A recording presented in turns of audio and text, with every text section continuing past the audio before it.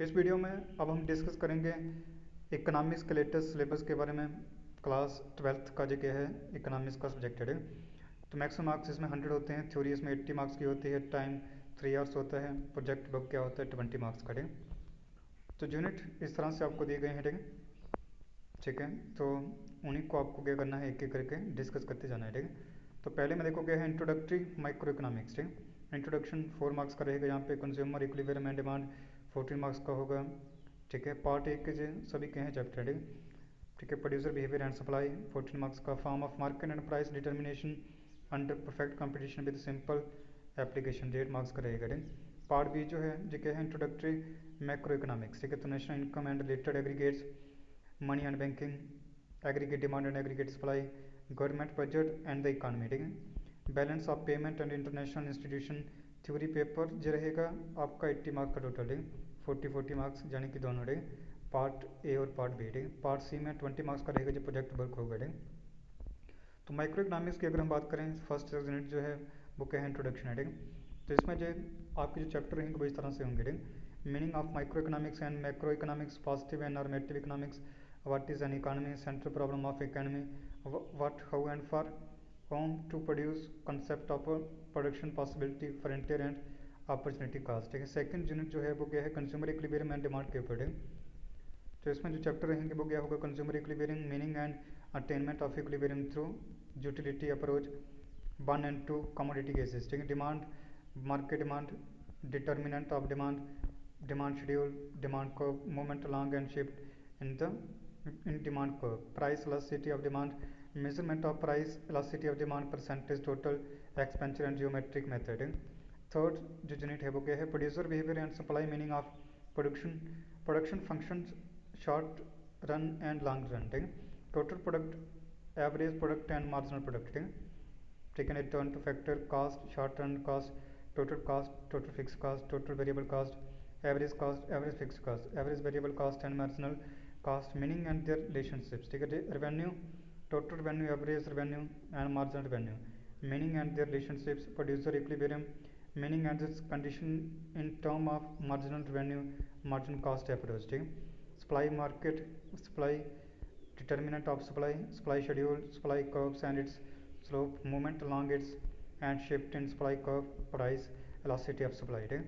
Measurement of price, elasticity of supply, price change, demand, percentage change demand।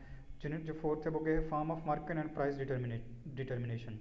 तो इसमें क्या है perfect competition, feature determination of market equilibrium and effect of shift in demand and supply. तो short run only जहाँ पे होगा। Simple application of demand and supply, price ceiling, price floor. Part B जो है जगह है इंट्रोडक्टरी मैक्रो इकोनॉमिक्स। तो fifth जो यूनिट होगा इसमें national economy and aggregate supply, aggregate related aggregate. ठीक है, तो what is macro economic, basic concept in macro economics, conception goods, capital goods, final goods, intermediate goods, stocks and flow, grass, investment and depreciation, circular flow of income, method of calculating national income, value added method, expenditure and income method, aggregate related to national income, cross national product, GNP, NNP, GDP, NDP, GDP। ठीक है, GDP defaulter, GDP and welfare. Unit 6 जो है money and banking के ऊपर है। Money meaning and function, supply of money, currency held by the public and net demand deposit held by commercial bank. उसके बाद money creation by the commercial banking system, central bank and function. ठीक है, ये सब इसमें क्या रहेंगे आपके इस यूनिट में रहेंगे। ठीक है, liquidity ratio, repo rate and reverse rate, repo rate, open market operation, margin requirements, determinants जिस 7th यूनिट आ गया आपका, determination of income and employment, aggregate demand and its component, consumption function, meaning बताना है आपको इसके, propensity to consume and propensity to save, short run equilibrium output, investment, multipliers and its mechanism, meaning of full employment and inventory unemployment, problem of excess demand and deficient demand, measure to correct them, change in government spending, taxes and money supply। 8th unit जो है government budget and the economy, government budget meaning, objective and components, classification of receipts, revenue receipts and capital receipts, classification of expenditure, revenue, expenditure and capital expenditure, ठीक। Classification of expenditure, revenue expenditure and capital expenditure, ठीक। Balance, surplus and deficit budget, measures of government deficient, balance of payment, ठीक।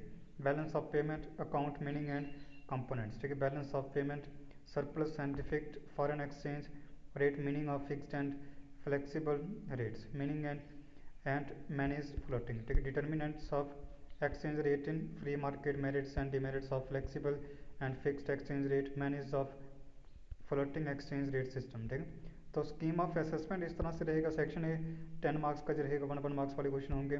Section B 20 marks का होगा। Section C 32 marks का। Section D 18 marks का रहेगा, ठीक। Project work जो रहेगा इंटरनल 20 मार्क्स का होगा, ठीक। इस तरह से आपको इसमें पूछा जाएगा, ठीक। गाइडलाइन फॉर प्रोजेक्ट वर्क, इस तरह से इसमें आपको, ठीक है, एक एक करके पूछेंगे। ये सब आपको, ठीक है, नहीं तो अच्छे से देख लेना है क्या क्या इसमें इंटरनल में आपको पूछेंगे, ठीक। तो इस तरह से आपका जो क्या हुआ, इकोनॉमिक्स का जो क्या है सिलेबस है, ठीक है। तो ये पूरा डिस्कस हुआ, ठीक।